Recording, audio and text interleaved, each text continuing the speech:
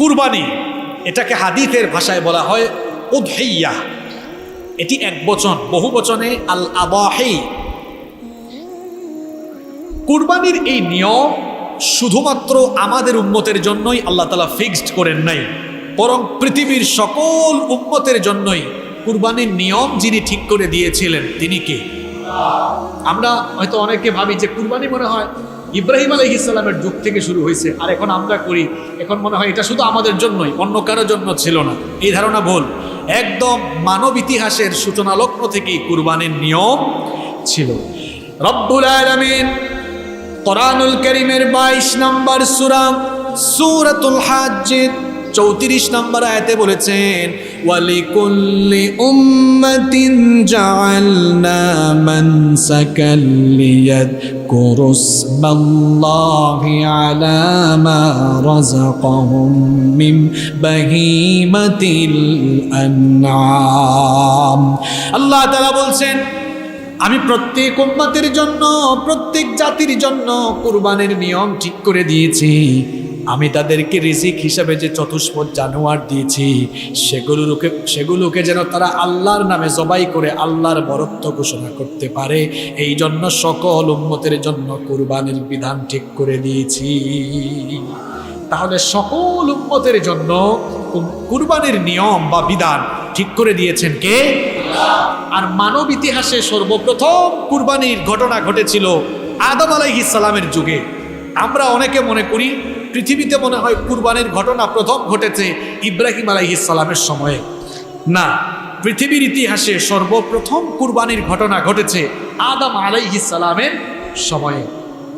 এই ঘটনা রব্বুল আলামিন কোরআনুল কারীমে উঠিয়ে দিয়েছেন।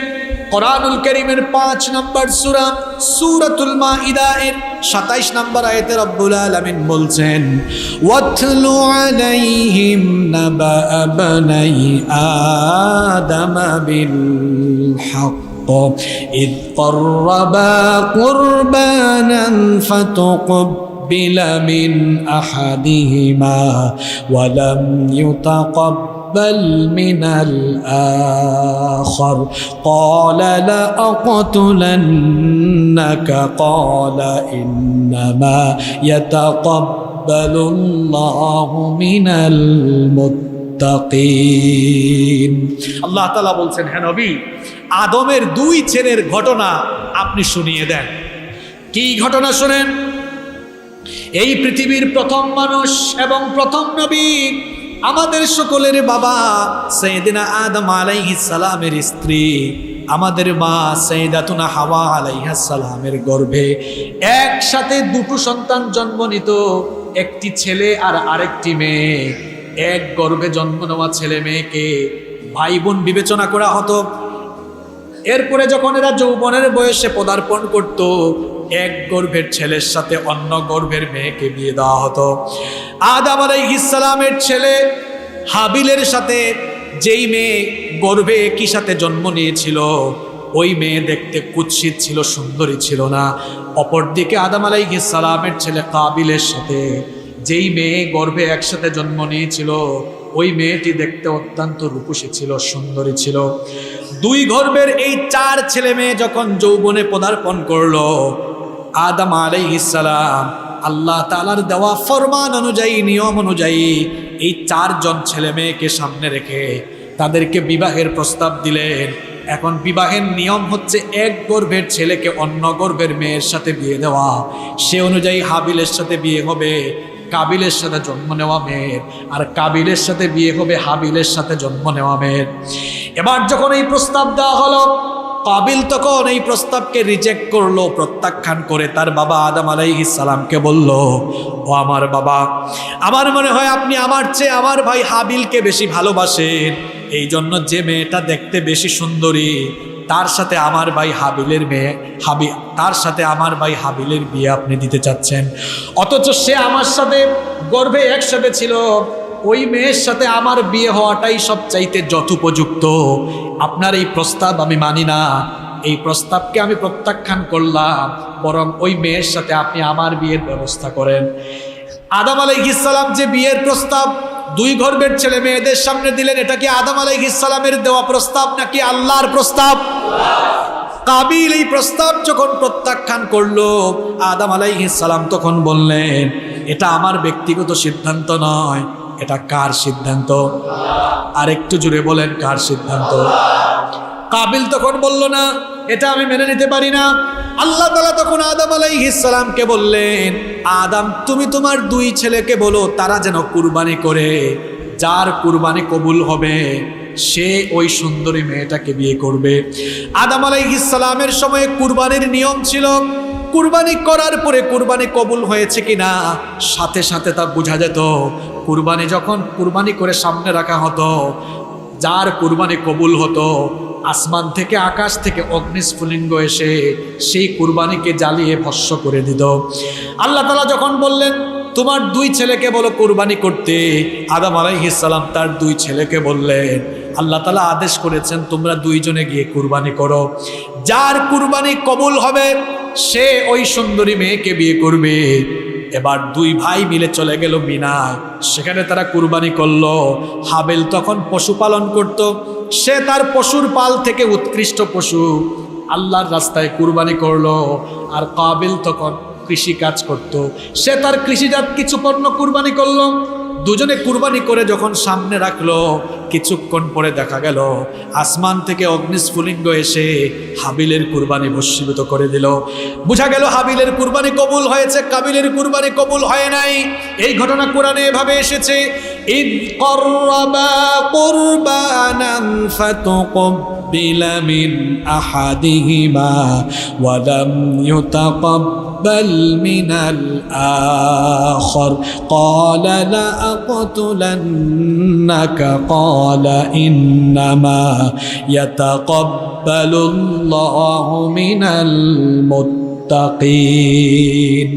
দুজনেই যখন কুরবানি করলো, একজনের কুরবানি কবুল হলো, আর কবুল হলো হাবিলেরটা। কাবিল যখন দেখলো তার কুরবানি কবুল হয়েছে না, তাহলে তো বিয়ে শেষ। তখন সে রাগান্বিত হয়ে তার ভাই হাবিলকে বলল, লা আक़তুলান্নাক, আই উইল কিল ইউ, আমি তোমাকে মেরে ফেলবো, হত্যা করে ফেলবো। এই কথা শুনে হাবিল বলল, ভাই আমাকে তো মেরে কোনো লাভ হবে না, কারণ কুরবানি এটা গায়ের জুড়ে কবুল হয় না। ইন্নামা ইয়াতাকাব্বালুল্লাহু মিনাল মুত্তাকিন, কেবলমাত্র মুত্তাকি যারা তাদের কুরবানি কবুল করেন কে?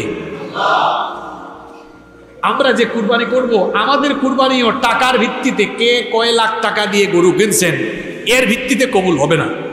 কবুল হবে কিসের ভিত্তিতে? আপনার জীবনে তাকওয়া আছে কিনা, এটা সবচেয়ে গুরুত্বপূর্ণ। মনে করেন এক লোক তাকওয়া নাই। তাকওয়া মানে কি?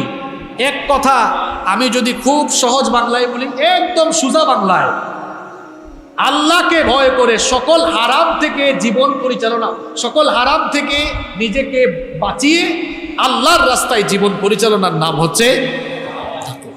তাহলে বুঝেন, এইরকম একজন তাকওয়াবান লোক যদি একটা ছাগল কুরবানি দেয়, আরেকজন লোক তার জীবনে তাকওয়া নাই, সব গুনাহ করে, মিথ্যা বলে, সুদখোর, সুদ খায়, ঘুষ খায়, টেন্ডারবাজি, চাঁদাবাজি, মানুষের উপর জুলুম, সব আকাম কুকাম করে, এই ধরনের এক লোক 20টা গরু কিনছে, প্রত্যেকটা গরুর দাম 10 লাখ। প্রত্যেক ঈদে তো গরুর নতুন নতুন নাম আসে, সম্রাট টম্রাট নাম আসে। এবার যে কি নাম আসছে আমি আর কি বলে পত্রপত্রিকা দেখার সুযোগ হয় নাই। কি আসছে? ব্রিজের নামে। আরে বাপরে বাপ, আমরা তো এমন এক জাতি হিসাবে আমাদের আরো সভ্য হওয়া দরকার। আমরা সব জায়গায় কেমন যেন একটি উশৃঙ্খল হওয়া, এটা যেন আমাদের স্বভাবে পরিণত হয়ে গিয়েছে। যেমন কোথাও যদি বলেন একটু লাইন ধরেন, লাইন ধরবে না, আরো বেশি লাইন ভাঙবে। কোথাও যদি বলেন একটু বসেন, দাঁড়িয়ে যাবে।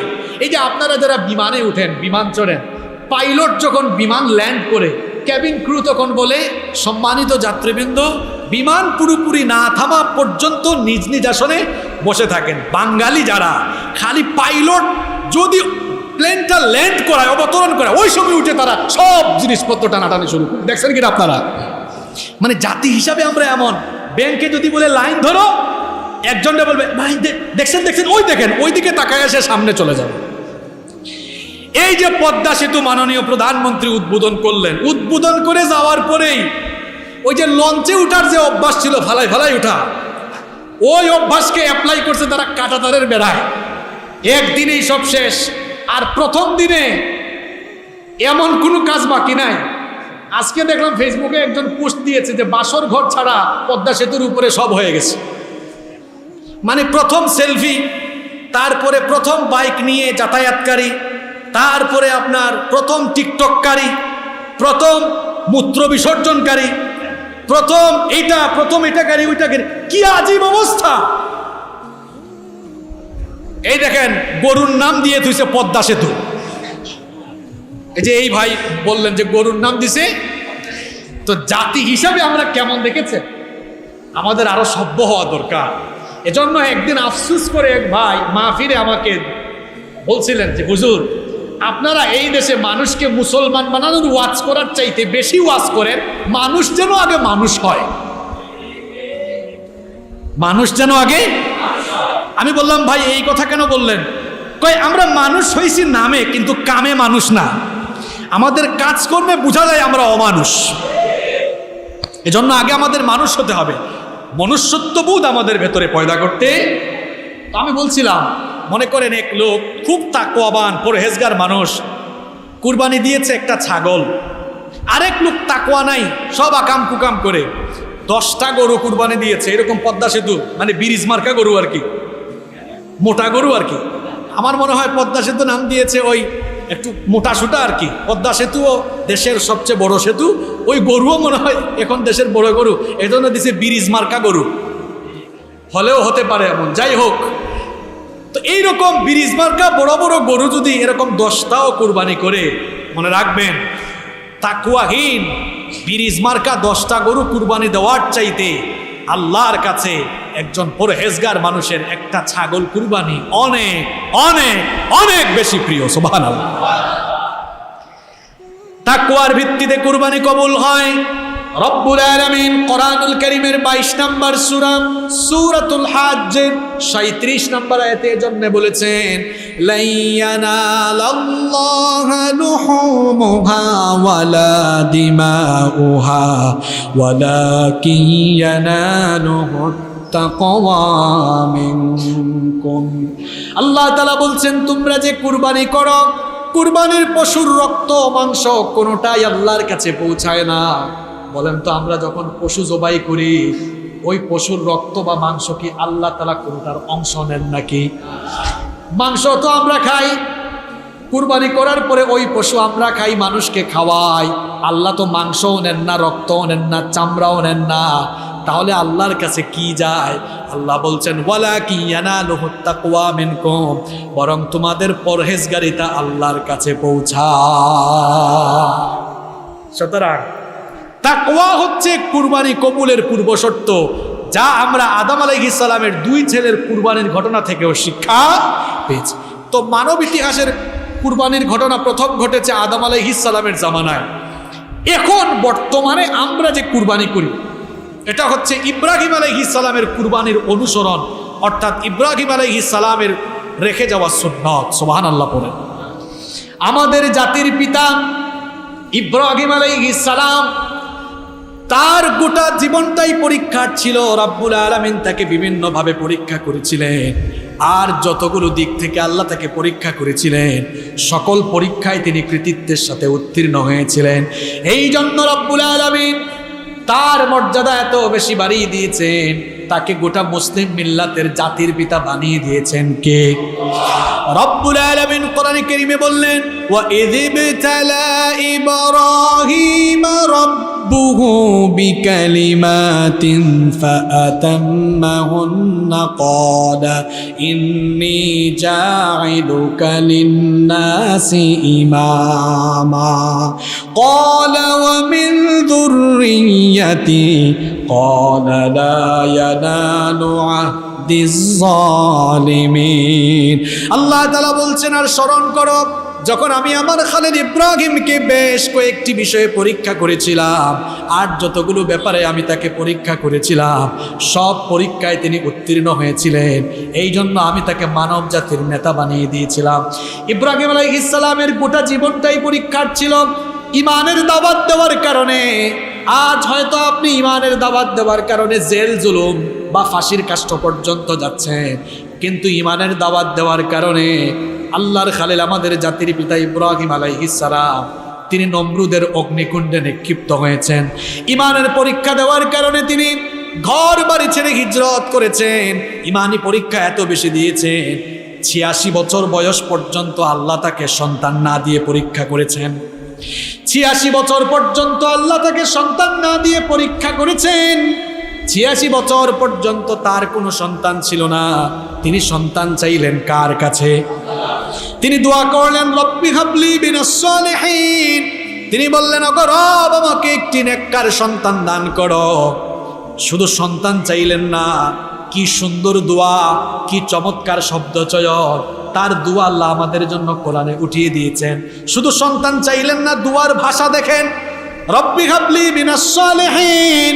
ওগো রব, আমাকে নেককার সন্তান দাও, সুসন্তান দাও। ইব্রাহিম আলাইহিস সালাম যখন দোয়া করলেন, তার দোয়া কবুল করলেন কে?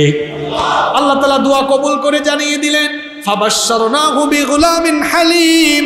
আল্লাহ বললেন, আমি আমার খালিল ইব্রাহিমের দোয়া কবুল করলাম, আর তাকে এক নেককার ধৈর্য সহিষ্ণু সন্তানের সুসংবাদ আমি দান করে দিলাম।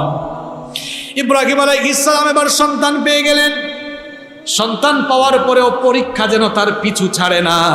আল্লাহ তাআলা এবার আদেশ করলেন, আমার খালিল ইব্রাহিম, তুমি এবার তোমার এই নবজাতক শিশু, সদ্য ভূমিষ্ঠ এই শিশু এবং তোমার স্ত্রী হাজারকে নিয়ে চলে যাও মক্কা নগরীতে। এখন তো মক্কা নগরী অনেক সুন্দর এবং জাঁকজমকপূর্ণ, জনপূর্ণ একটি নগরী, কিন্তু তখন মক্কা ছিল জনমানবহীন ধুধু মরুভূমি প্রান্তর। সেখানে কোনো মানুষজন বাস করতো না, ধুধু মরুভূমি ছিল। আল্লাহ তাআলা আদেশ করলেন, তোমার স্ত্রী আর তোমার নবজাতক সন্তানকে মক্কায় নিয়ে নির্বাসনে রেখে আসো। এই কথা শোনার পরে ইব্রাহিম আলাইহিস সালাম তার স্ত্রী এবং সন্তানকে নিয়ে মক্কা নগরীতে চলে গেলেন। সেখানে রেখে তিনি যখন চলে আসতেছিলেন, কিছু খাবার পানি দিয়ে তিনি যখন চলে আসতেছিলেন, তার স্ত্রী তখন বললেন, প্রিয়তম স্বামী আমার, কোনো অপরাধ বা কোনো বেয়াদবি কি আমার তরফ থেকে হয়েছে নাকি? কেনই বা আমাকে আর আমার সন্তানকে সামান্য খাবার আর পানি দিয়ে এভাবে একাকী রেখে চলে যাচ্ছেন? ইব্রাহিম আলাইহিস সালাম কথা বলতে পারছেন না, বাক শক্তিবদ্ধ হয়ে যাচ্ছে। এর কারণ হলো ৮৬